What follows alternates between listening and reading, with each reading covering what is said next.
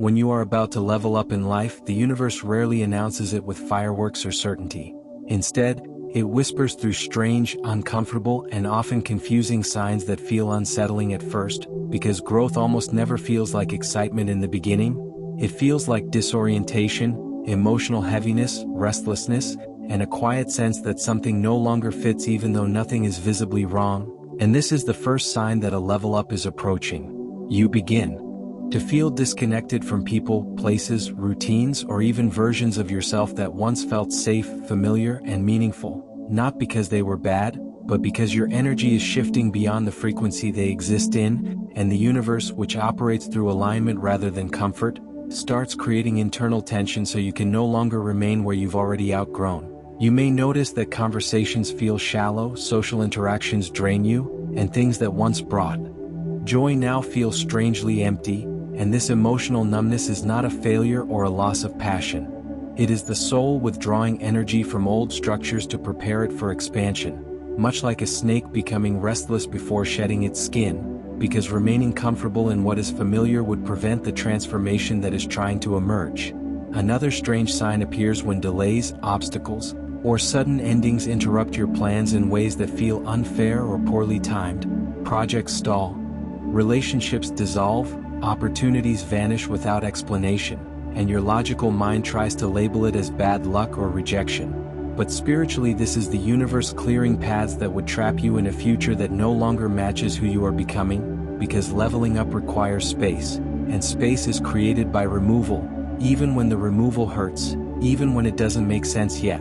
Often during this phase, your emotions intensify for no clear reason. You may cry without knowing why, feel nostalgic for things you thought you had healed from, or experience waves of anxiety mixed with intuition. And this emotional surfacing is not regression but release, as unresolved energy rises to be acknowledged and integrated before you move forward, because you cannot carry old emotional weight into a new energetic level. Sleep patterns also begin to change. You may wake up at odd hours, feel tired even after resting, or experience vivid dreams that feel symbolic or prophetic, and this happens because the subconscious mind becomes more active when transformation is near, processing identity shifts that the conscious mind has not yet fully accepted. Many people misinterpret this exhaustion as burnout or failure, but in reality it is energetic recalibration, the nervous system adjusting to a higher frequency, much like muscles ache after growth rather than during comfort.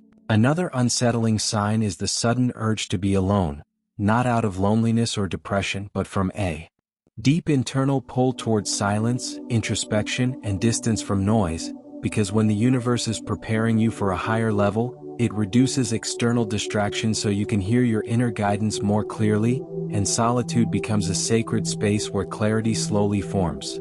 During this period, you may also notice heightened intuition. Gut feelings become stronger, coincidences multiply, repeating numbers appear. Songs, words, or messages seem to speak directly to your situation, and while the rational mind dismisses these as random, spiritually they are alignment markers, subtle confirmations that you are moving through a threshold and that unseen forces are guiding you forward even when you feel lost.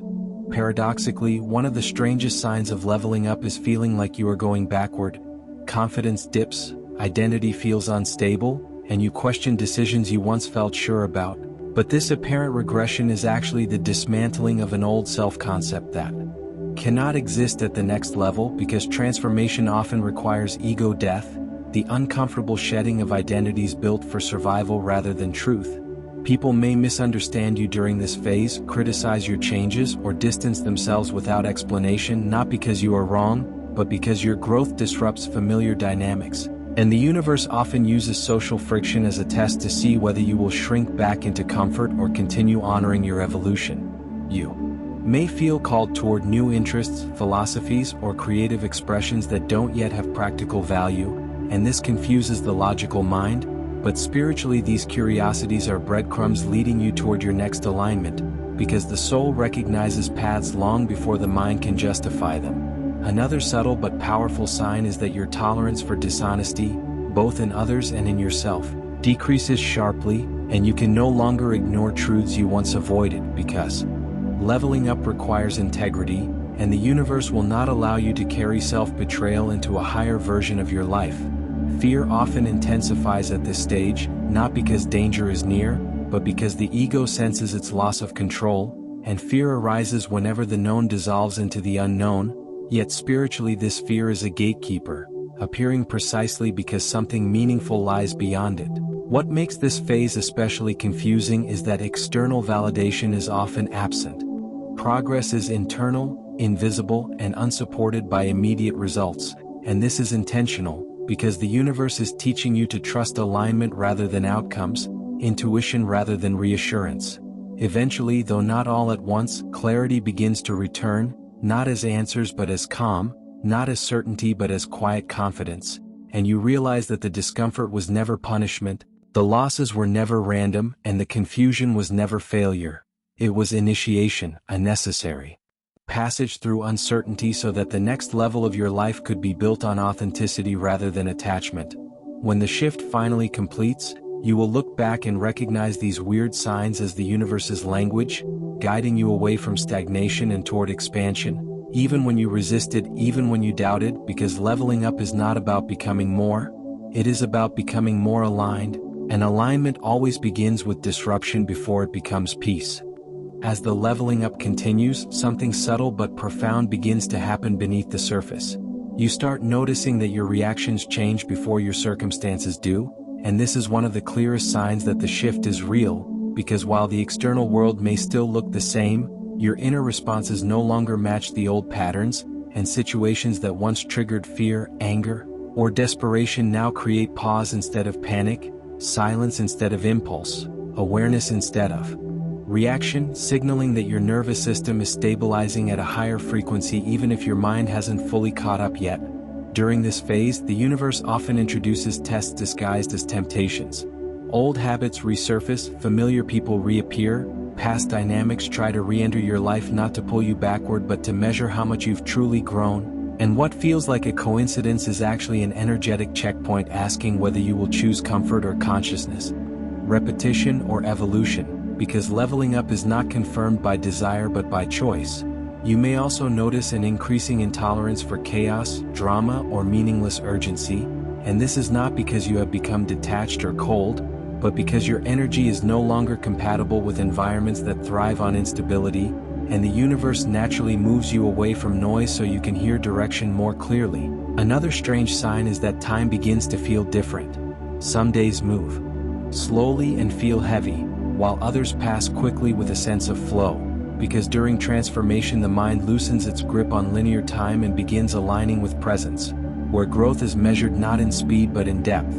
Creativity may surge unexpectedly, not always as art or productivity, but as insight, imagination, or a sudden clarity about what you no longer want. And this creative awakening is the soul remembering its authorship over your life rather than outsourcing meaning to circumstances. At the same time, uncertainty may intensify just before resolution, making you feel like you are standing at the edge of something without knowing what's on the other side, and this liminal space, this in-between, is where most people turn back because it offers no guarantees, yet it is precisely here that the universe reshapes identity, dissolving the need for certainty so trust can take its place. You might experience moments of grief for your old self, not because it was wrong, but because it carried you through chapters that are now complete, and honoring that grief rather than resisting it allows integration rather than fragmentation, making the transition gentler even if it remains uncomfortable. As you level up, you may also find yourself speaking less but meaning more, listening more deeply, and feeling less need to explain yourself, because alignment reduces the urge for validation, and the universe replaces the need to be understood with the confidence to simply be. Strangely, opportunities may arise that you are not emotionally ready to accept yet, and this is not failure but preparation, as the universe often shows you what's coming before you feel capable of holding it, not to overwhelm you but to expand your sense of possibility and dissolve limiting self-concepts. Another sign appears when your intuition begins contradicting logic more frequently, guiding you toward choices that don't immediately make sense but feel quietly right, and learning to honor these signals marks a shift from survival-based decision-making to alignment-based living. Fear may still appear, but it changes texture,